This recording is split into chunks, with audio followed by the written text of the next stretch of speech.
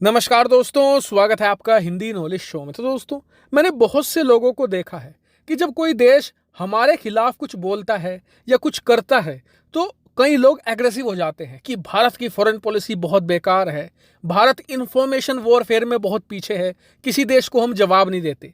लेकिन फिर मैंने उन्हीं लोगों के मुंह से सुना है 6 महीने बाद, साल भर बाद, कि वाह, भारत ने क्या इलाज किया।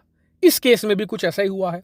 आप सभी लोग जानते हैं कि पिछले 2-2.5 साल से तुर्की भारत के पीछे कितना लगा हुआ था, चाहे यूनाइटेड नेशन हो, चाहे ऑर्गेनाइजेशन ऑफ इस्लामिक कंट्रीज हो, या कोई और वर्ल्ड फोरम हो।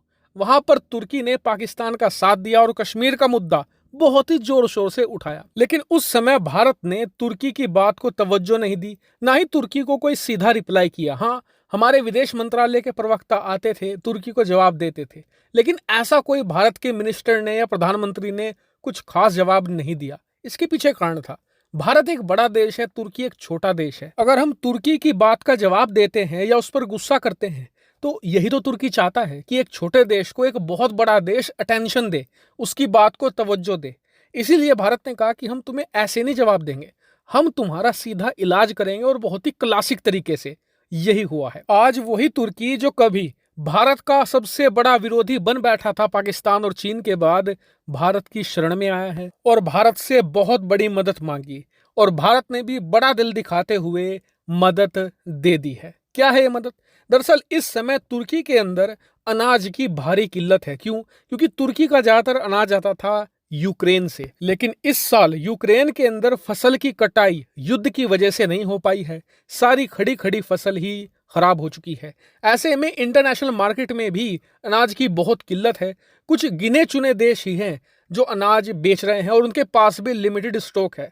ऐसे में तुर्की भारत के पास आया और भारत से रिक्वेस्ट की कि आप प्लीज हमें अनाज दे दीजिए, वरना हमारे लिए बहुत बड़ी मुश्किल खड़ी हो जाएगी, जनता को खाने पीने की कमी होगी, और जो चीजें होंगी भी वो बहुत ज्यादा महंगी होगी, और इससे हमारे देश के अंदर बहुत सारी दिक्कतें भी पैदा हो सकती हैं।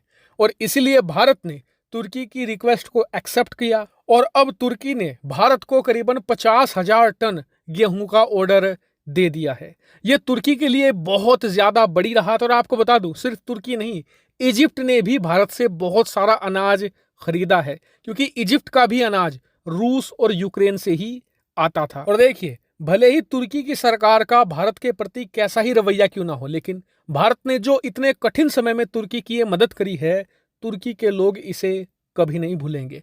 तुर्की के सोशल मीडिया पर यह बात देखी जा सकती है कि भारत के प्रति वहां पर धीरे धीरे कैसे समर्थन खड़ा हो रहा है। वैसे आपको एक और इंटरेस्टिंग बात बता दूं कि जो तुर्की के राष्ट्रपति है ना, ये रेचप तैयब अर्दोगान, ये पिछले 5 साल से ही भारत के खिलाफ हुए हैं। उससे पहले ये भारत के बड़े समर्थक थे, यहां तक कि भारत के साथ इनके और ज्यादा करीबी संबंध थे।